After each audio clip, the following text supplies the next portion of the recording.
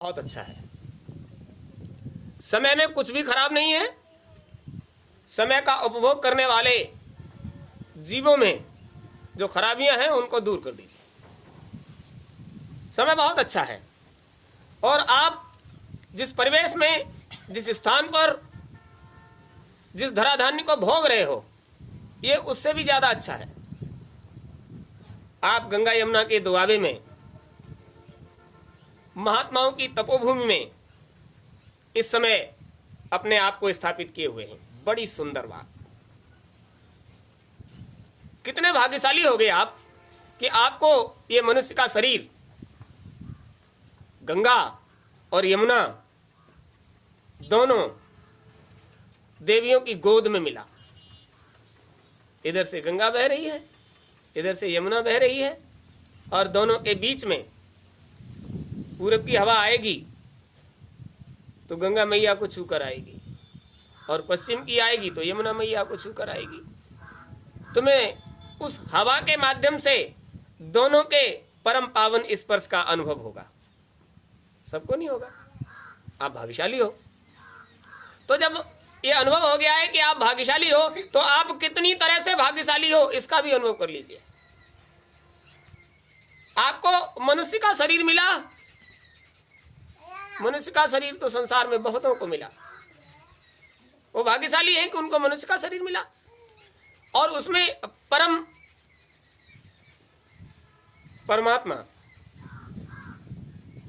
आप पर ज्यादा कुर्बान हुआ तो आपको पावन जगह पर उतार दिया। यहाँ का आचरण, व्यवहार, संस्कृति सब कुछ मानवोचित है। चर्चाएं हो रही हैं कि हमारा हिंदुस्तान, हमारा भारत, हमारा आर्यावर्त एक दिन विश्व गुरु बनेगा। इतिहास में भविष्य वक्ताओं ने इस बात का खूब पुरजोर स्वागत किया है कि एक दिन हमारा हिंदुस्तान विश्व गुरु बनेगा।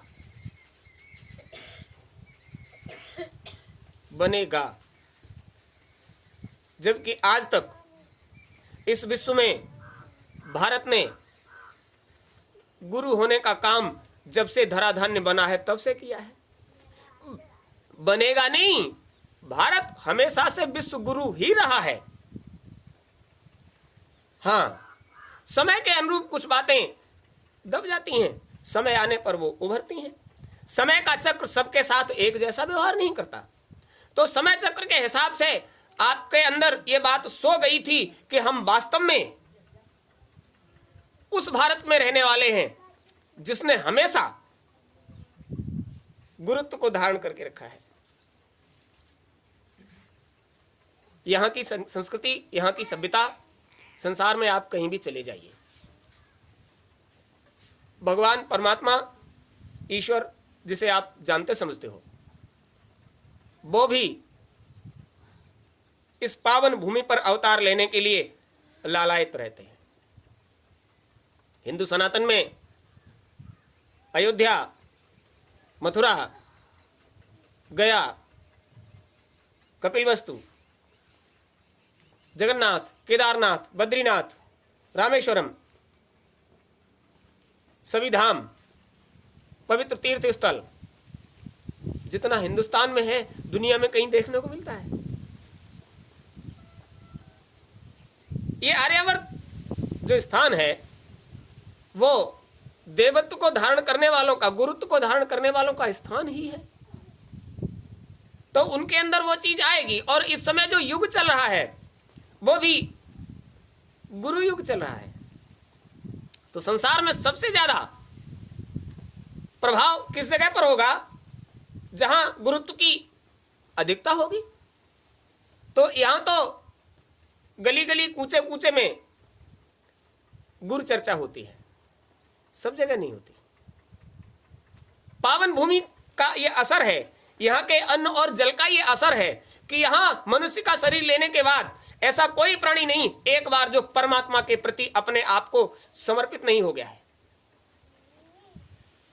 अभी पड़ोसी देश है चीन, जहां ईश्वर, भगवान, गॉड, अल्लाह किसी को नहीं जानते। आप सोचिए,